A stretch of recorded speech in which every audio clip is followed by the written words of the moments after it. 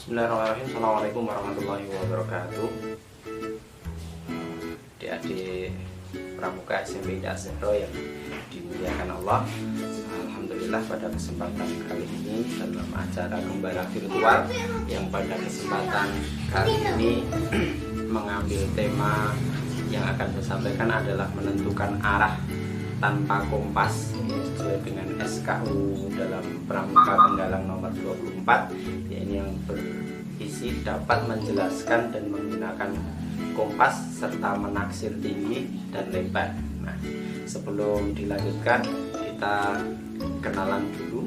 Nama saya Muhammad Widodo. Saya adalah salah satu instruktur di Relindo atau Relawan Indonesia Korwil, Jawa Tengah. Nah, pada kesempatan kali ini untuk melengkapi SKU Pramuka Penggalang nomor 24 tersebut, kita akan memodifikasi sedikit materi tersebut berkaitan dengan menaksir arah atau penggunaan kompas. Nah, kali ini kita akan menentukan arah tapi tidak memakai bantuan kompas. Jadi nanti yang akan kita pakai ada beberapa alat yang biasa kita gunakan yang bisa melekat pada kita, dan ini sangat membantu ketika kita dalam kondisi survival atau dalam kondisi terdesak. Sebelumnya saya ingin sampaikan dulu kenapa menentukan arah angin itu penting di dalam aktivitas outdoor kita. Yang pertama adalah memudahkan orientasi medan ketika tersesat. Nah, jadi ketika kita lagi naik gunung, nah itu kita bisa menentukan dari arah mana kita naiknya, dan kemudian ketika kita tersesat maka harusnya kita ke arah mana dari puncak, arah puncak. Nah, misalnya kita lagi di gunung Merbabu lah ya, Gunung Merbabu. Nah, Gunung Merbabu itu biasanya kalau kita naik itu dari arah Selo, berarti di sebelah selatan posisinya.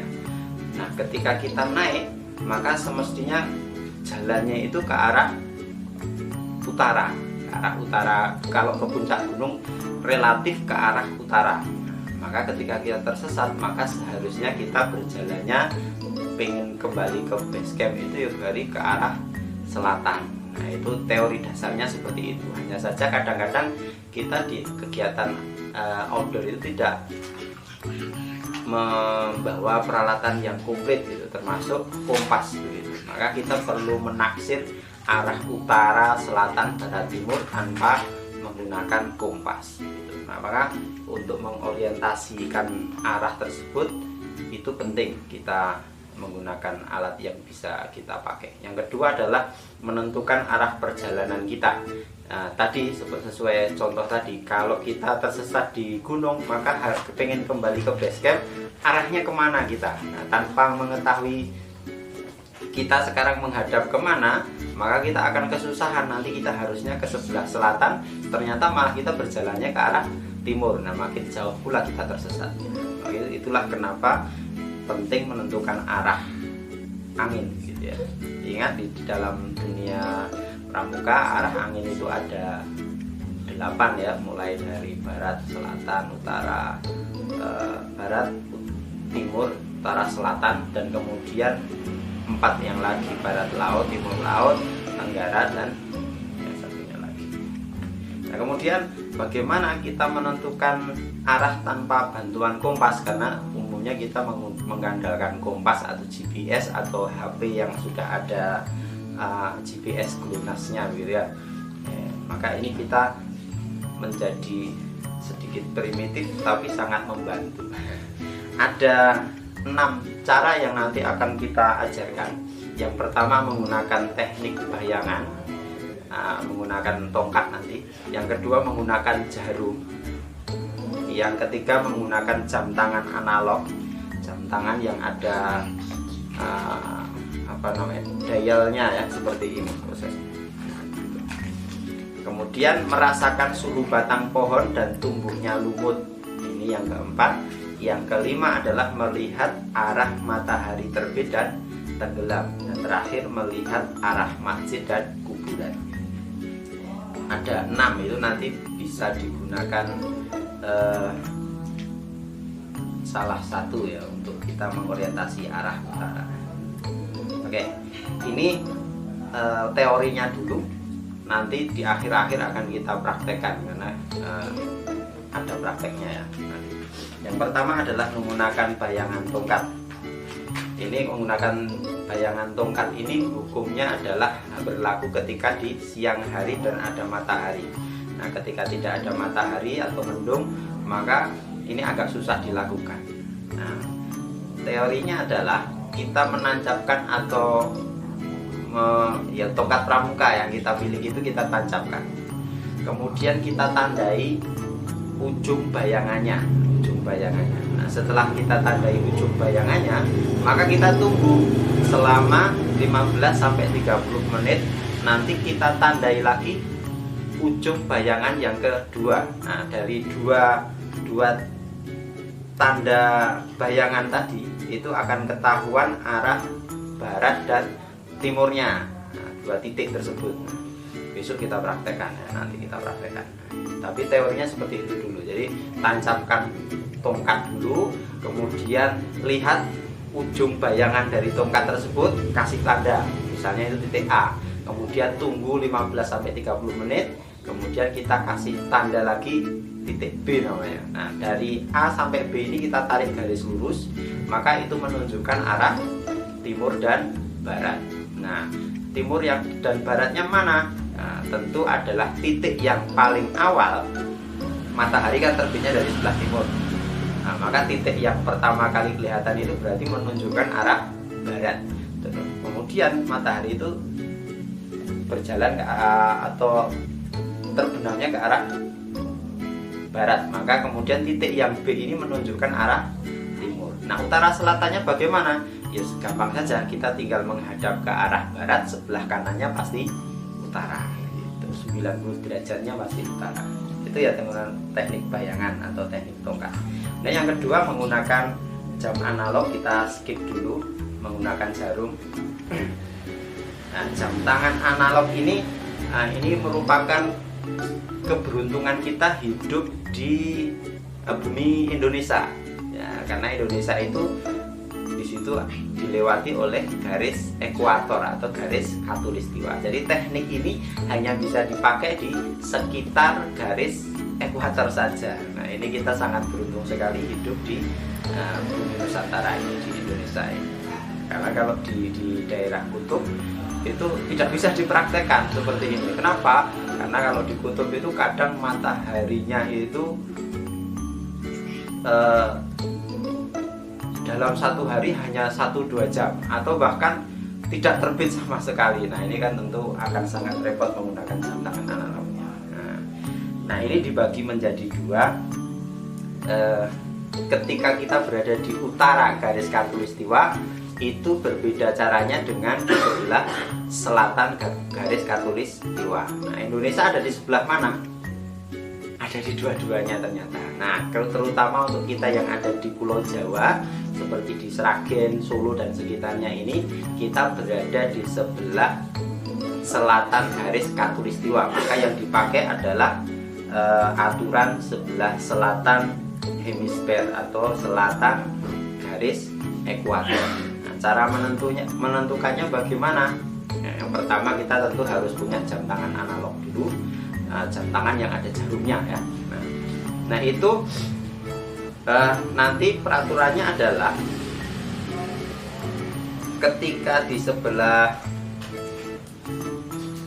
selatan garis khatulistiwa itu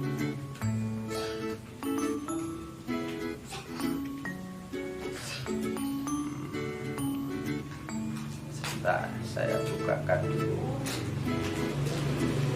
Di selatan garis khatulistiwa itu kita arahkan jam 12 nya ini ke arah matahari. Nah, jam berapapun kita melakukan teknik ini jam 12 ini selalu diarahkan ke arah mataharinya terbit ya, ke arah mataharinya yang jam tersebut. Kemudian dari jam 12 sampai jam rum pendek. Nah, ini ada jarum pendek ya, kelihatan enggak ya? Nah, jarum pendek. Nah, antara angka 12 dan jarum pendek tersebut, tengah-tengahnya itu adalah arah utara. Nah, itu kalau kita yang ada di Pulau Jawa atau di sebelah selatan garis khatulistiwa. Nah, nanti kalau kita berada di sebelah utara garis khatulistiwa seperti di mana ya, Aceh. Nah, di Aceh atau di Kalimantan paling selatan atau Sulawesi Utara, nah itu tentu memakai yang rumus yang satunya, berarti rumus selatan hemisfer atau selatan garis khatulistiwa. Caranya adalah yang diarahkan ke matahari itu bukan angka 12-nya, tapi jarum pendeknya. Nah, jarum pendeknya ini diarahkan ke arah matahari, dan kemudian antara jarum pendek ya, jarum pendek dengan ini jarum pendeknya dengan angka 12 ini nanti itu akan jadi utaranya. Nah, kurang lebih teorinya seperti itu ya. Yang penting yang perlu kita ketahui adalah karena kita ada di Solo atau di Sragen, di sebelah selatan garis khatulistiwa. Nah, yang perlu kita catat tadi saja, yang pertama tadi saja, angka 12 diarahkan ke matahari. Nah, kemudian antara angka 12 dan jarum pendek itu adalah arah utara. Nah, itu. Kemudian selanjutnya merasakan suhu batang pohon. Nah, logikanya seperti ini. Ketika matahari itu bersinar, maka dia akan mempengaruhi suhu sebuah batang pohon yang besar. Nah, mulai dari pagi sampai dia sore. Maka ketika sore hari dan matahari tenggelam, maka yang sisi yang sebelah satunya atau yang sebelah baru saja disinari oleh matahari ini dia akan terasa lebih panas. Maka patut diketahui matahari kan tadi terbenamnya di arah barat, maka suhu yang lebih panas ini patut diduga itu adalah arah barat. Sementara sisi satunya yang agak dingin itu berarti dia arah timur. Nah, gitu. Nah, ini memerlukan keahlian khusus, alias kita tidak bisa sekali jadi, harus praktek berulang-ulang ya, harus sering pergi ke hutan, harus praktek di alam berkali-kali gitu ya. Bahkan seorang ahli sekalipun harus sering mempraktekkan ini supaya tidak keliru, karena memang merasakan perubahan suhu di batang pohon itu agak sedikit sensitif. Nah, ini akan terbantu dengan tumbuhnya lumut di pohon. Nah, jadi lumut itu idealnya lumut itu akan tumbuh di tempat yang tidak disinari oleh matahari. Nah, maka batang pohon itu ketika dia tidak disinari tidak disinari oleh sinar matahari, maka dia berpotensi tumbuh lumut ya, tumbuhan lumut itu. Maka tumbuhan lumut itu rata-rata tumbuhnya di sebelah utara dan selatan pohon. Nah, itu untuk memastikan masalah suhu batang tadi. Jadi, sebelah yang hangat itu berarti barat. Ada untuk memastikan mana betul-betul baratnya itu lihat arah tumbuhnya lumut tadi, karena lumut ada di utara dan selatan. Gitu ya. Jadi ada alternatifnya, ada sedikit membantu ketika kita melihat arah tumbuhnya lumut. Dan kembali lagi ini hanya berlaku di daerah tropis kayak di Indonesia ini. Nah, kita beruntung sekali berada di Indonesia ini, ditakdirkan hidup di Indonesia ini, luar biasa. Nah, kemudian melihat arah matahari terbit dan tenggelam ya, tadi sudah kita jelaskan bahwa matahari itu terbitnya di sebelah timur, tenggelamnya di sebelah barat. Nah, maka untuk melihat itu tinggal kita memastikan saja, kita diam di satu tempat, kemudian lihat pergerakan mataharinya ke arah mana. Nah, pasti itu berarti kalau terbit di sebelah timur, tenggelam di sebelah barat. Keumumannya seperti itu. Kemudian dengan metode jarum ini, jarum itu bisa bersifat magnetis. Artinya dia jadi magnet sementara. Ketika jarum ini kita letakkan di sesuatu benda yang mengambang di dalam air, maka ujung dari jarum yang bersifat magnetis tadi dia akan menunjuk ke arah utara seperti kompas pada umumnya. Kadang-kadang di survival kit teman-teman yang penggiat kegiatan alam bebas itu, salah satu yang ada di dalamnya adalah jarum jahit. Jarum jahit itu punya dua fungsi ternyata. Selain untuk menambal bajunya yang berlubang, itu dipakai untuk pengganti kompas. Digosokkan ke kain sutra kalau dia belum bersifat magnet ya. Tapi kalau sudah bersifat magnet, alhamdulillah. Karena kadang ada jarum itu yang sudah bersifat magnetis, ya, tidak perlu digosokkan di kain. Terutama kain yang paling bisa dipakai itu adalah kain sutra. Kalau kain yang lain kemungkinan akan sulit ya, walaupun bisa. Tapi yang paling gampang adalah sutra. Gosokkan di kain sutra, kemudian diletakkan di atas air. Pakai medianya biasanya kalau enggak daun yang mengambang di air atau spon. Spon itu kita tusukkan gitu. Posisikan berada di tengah-tengah. Jadi misalnya ini spon ya. Misalnya ini spon. Kemudian kita tusukin jarum gas seperti ini. Pos harus pas berada di tengah-tengah. Maka dia kemudian ujung jarum ini akan menunjuk ke arah utara. Logikanya seperti itu. Terakhir adalah melihat arah masjid dan kuburan. Ini tentu kalau kita tersesatnya di hutan susah ya melihat ada masjid dan kuburan. Kalau kita melihat kuburan dan masjid berarti kita tidak tersesat. Tapi orientasi itu kadang perlu kita lakukan ketika kita dalam perjalanan di dalam bis misalnya. Bis kan kadang arahnya nggak tentu arah tuh. Tidak tentu arah. Padahal kita butuh mengorientasi arah juga. Ini kita lagi berjalan ke arah mana nih? Salah satu cara yang paling mudah itu adalah melihat masjid. Masjid itu kalau di semua tempat di Indonesia ya, di Pulau Jawa terutama, itu tempat imamnya itu pasti menghadap ke arah barat. Ini patokan yang pertama. Yang kedua, kita melihat kuburan. Kuburan itu di Indonesia ya, terutama di Pulau Jawa, sebenarnya hampir berlaku di seluruh Indonesia, walaupun itu beragama Kristen ataupun beragama Islam ya. Itu kuburannya rata-rata menghadap utara dan selatan. Bagian kepala itu cungkupnya, jadi kan di nisan itu ada cungkupnya. Cungkupnya itu pasti berada di kepala dan itu pasti ke arah utara. Dan yang tidak ada cungkupnya itu berarti ke arah selatan. Jadi kita lihat aja kuburan itu, dia menghadapnya pasti ke arah utara dan selatan. Kalau nggak ada kuburan, lihat masjid. Masjid itu imamannya pasti ke arah utara. Itu teorinya. Besok akan saya praktekkan menggunakan jam analog dan menggunakan tongkat. Kurang lebih itu teorinya. Untuk lebih jelasnya akan kita praktekkan di akhir video ini. Demikian dulu teori dari saya. Nanti kita lanjutkan. Billahi taufiq wal hidayah. Wassalamualaikum warahmatullahi wabarakatuh.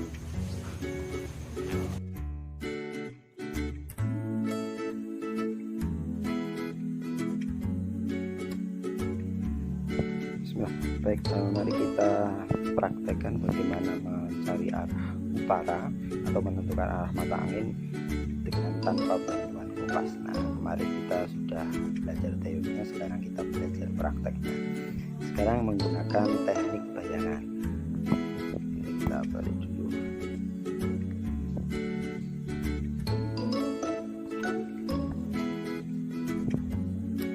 Ini yang kita pakai tongkat kurang lebih 1 meteran gitu ya, kita tancapkan, kemudian kita cari ujung bayangannya dan kita kasih tanda. Kita pakai tandanya berupa arang. Ini kita sebut titik A. nanti kita tunggu 15-30 menit lagi dan akan kita tandai lagi ujung bayangan setelah dia beberapa menit. Baik, kita lanjutkan ya. Tadi sudah ketemu titik A di awal-awal. Nanti mohon maaf tapi mataharinya nggak kelihatan, tapi tadi sudah saya tandai sekitar di sini ya titik B, karena matahari sudah bergeser ke arah barat, dan tadi sini titik keduanya ujung bayangannya di sini. Nah, ini kita kasih nama titik B. Nah, dari titik A ke titik B ini kalau kita tarik garis lurus, maka ini akan menunjukkan arah timur dan barat. Yang B ini dari barat, timur. Yang titik B ke arah sana ini timur. Nah, yang A ke arah sana berarti barat. Nah, utara selatannya bagaimana? Tarik garis 90 derajat sebelah sana berarti utara, ini selatan. Nah, gitu ya. Nah, sudah paham ya. Pokoknya ini titik bayangan pertama, ini titik bayangan kedua, namanya titik B. Tarik garis lurus. Sebelah sana pasti timur, sebelah sana pasti barat. Nah, di antara timur dan barat 90 derajatnya berarti sana utara. Ketika kita menghadap ke sana ke barat kan berarti tangan kanan kita utara. Nah, ini utara, ini selatan. Itu teknik menentukan arah mata angin tanpa kompas, ini dengan teknik bayangan.